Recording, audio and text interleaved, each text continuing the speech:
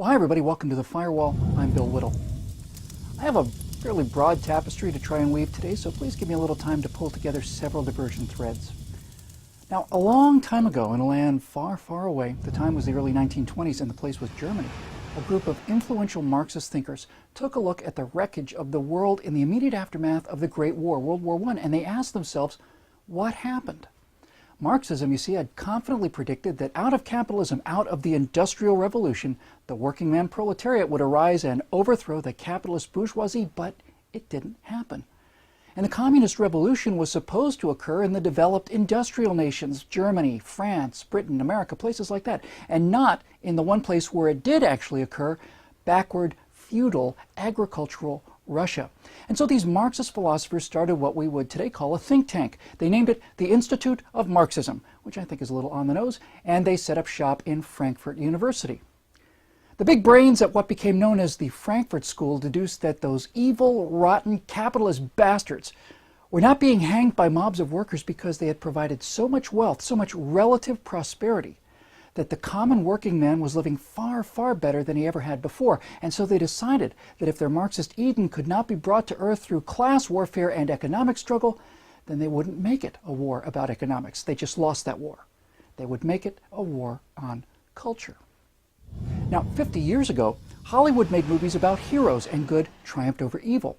There were villains, of course, but a good, if flawed, man would come along and set things right again. The good and the right were the natural state of America in Hollywood half a century ago. Those days are long gone. The left has slowly and methodically transferred Hollywood into a negative image of what it once was. Now it's a criminal, or a whistleblower, or a union organizer, or a renegade lawyer, or the last honest man in a corrupt military, pointing out how evil and corrupt America is and always has been. And the result is a myth machine that is at war with and has nothing but contempt for its own people. And this is where our little gear meshes with the much larger ones that drive the rise and fall of civilizations. For every civilization falls the same way, from the top down. Bored, guilt-ridden, self-loathing elitists always fiddle while their city burns. Now, there's a term for this psychological illness, and that's what it is. It's called oikophobia. It's the opposite of xenophobia, which is the fear and loathing of the strange, of the other. Oikophobia is hatred and disgust of the familiar, of one's own culture and people. When you get right down to it, it's hatred of one's own self and the pathological desire of the oikophobe to divorce himself from his own roots and culture. And if you come from a prosperous and free society and your guilt is at great wealth that may have been unearned, or you're bitter and desire to appear smarter and on a higher intellectual and moral plane than the happy and successful people that surround you, well then your hatred and loathing of your own culture can set up some supernova levels of hypocrisy. Let's hunt for a few examples, shall we? Michael Moore lectures us on the evils of capitalism and then sues his former friends for millions of dollars of additional royalties.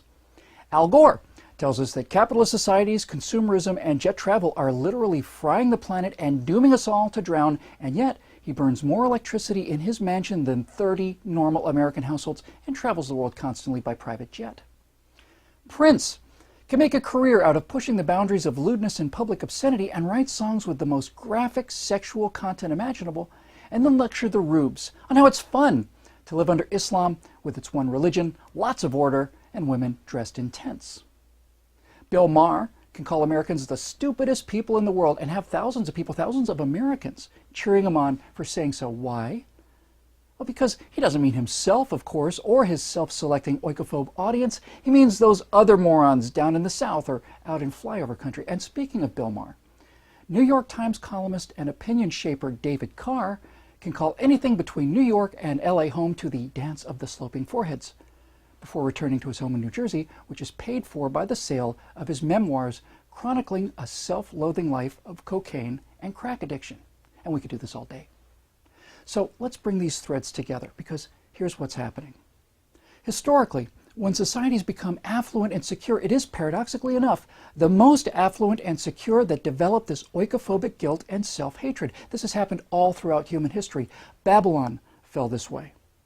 Now, in our present cycle, critical theory, political correctness, and all the other tools of the Frankfurt School appeal to these elite, powerful oikophobes who then use their power as communicators and opinion shapers to undermine the greater morality and mythology. For example, Right now, in this country, we're standing on vast reserves of oil and gas and coal that we are not allowed to drill for while energy prices go through the roof. Why? Well, you may say it's because of laws and regulations preventing us from doing so. That's right, but that's not the answer. You may say that it's because of the politicians that write the laws and that we need to lobby and replace them. That's also right, and that's also not the answer. Those politicians are elected by their constituents. It's the electorate that's changed, not the laws or the politicians. People who neither know nor care about energy policy or alternatives continue to vote for these politicians, not because of what they know about the trade-offs of oil, coal, and nuclear, but rather because they've been taught for 40 years now that oil men are evil, greedy, heartless villains, that coal gives you black lung disease and roasts the planet with CO2, and that nuclear plants just melt down at whim and kill millions of people. None of it's true, and they all believe it. Why? Because Hollywood taught them to believe it. Now, we need a good metaphor here, and I've got just the thing. Let's say that there is an evil land called Mordor, and let's say that a cloud of poisonous smoke and ash emanates from the center of Mordor at Mount Doom and spreads not only through Mordor, but across the good and decent land of Gondor, poisoning its air as well. And let's say that Mordor is ringed by jagged mountains, and the only way in is a big black gate that lets in only those philosophically aligned with Mordor and willing to breathe that poisonous air. And let's say that a small army stands outside the gate ready to make a desperate last stand against the legions of Mordor that vastly outnumber them.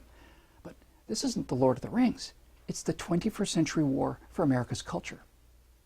Hollywood, once a fair and green land, is now Mordor, filled with self-loathing oikophobes who naturally enough gravitate to the Frankfurt School ideology of critical theory and political correctness as a way to assuage their own guilt and desire for unearned moral and intellectual superiority. The cloud of gas from Mount Doom is the perpetual, widespread, anti-capitalist, collectivist, toxic narrative that modern Hollywood continues to spew. That cloud is poisoning the green and decent and morally sound land of Gondor, which we'll call flyover country, home to us low-sloping forehead types. The walls keep out any goodness or slightest injection of morality, patriotism, and self-pride. And if you don't believe that wall really exists, then go read my friend Ben Shapiro's book, Primetime Propaganda, the true Hollywood story of how the left took over your TV, where the lords of modern-day Mordor not only admit to not hiring and firing, in fact, American patriots and conservatives, they actually brag about it. The small army at the gates is the Tea Party, trying to hold the political line against ever-increasing numbers of people born under this cloud, polluted by it, turned into debased and self-loathing monsters by it. That little political stand has no long-term chance to win against such reckless hate. It's a holding action. It's just a diversion. We must go to Mount Doom and destroy that power at its source. 1 year ago, on the 4th of July, 2010, Declaration Entertainment opened its doors and asked for your help so that we could simply walk into Mordor and destroy that power. One does not simply walk into Mordor. Its black gates are guarded by more than just orcs. There is evil there that does not sleep. Well, with all due respect, Boromir, yes, you do. You simply do walk into the heart of enemy territory and destroy it, not by silencing their story. We don't want to do that. We do it by telling better stories. We don't want a new Hollywood. We want the old Hollywood back. For all of the might of Mordor, for all of the smoke and ashen legions and armaments, this so-called progressive, self-hating left got 53% of the vote in 2008 with every political advantage known to man. That's it. We don't have to trudge for 200 leagues. We only have to struggle for a few yards. Those of you who became citizen producers in the last year have trusted us with your money and your hopes. And so right now, at this very second, Jeremy Boring is in Texas, where he will shoot our first feature film called The Arroyo. It's high noon with pickup trucks and cell phones. I'm going to edit that film in July and August. Those citizen producers gave us the time and the tools we needed to take this fight to the enemy in this war for the heart of American culture. Now, we're not the only people in this fight, obviously. In fact, we're nothing like the biggest players in this battle, but we are walking into Mordor. And we either will succeed or, well, we'll never work under that volcano again.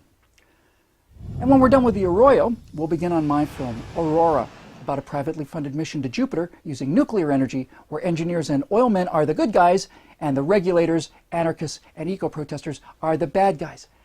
It's science fiction. we could use your support. For a limited time, Declaration Entertainment is set up to take a one-time only donation specifically toward the Arroyo for those of you that don't want monthly membership. And for those of you who got us here, thank you. The real work is only now beginning, and we hope we won't let you down. I'm Bill Whittle. We'll see you next time on The Firewall.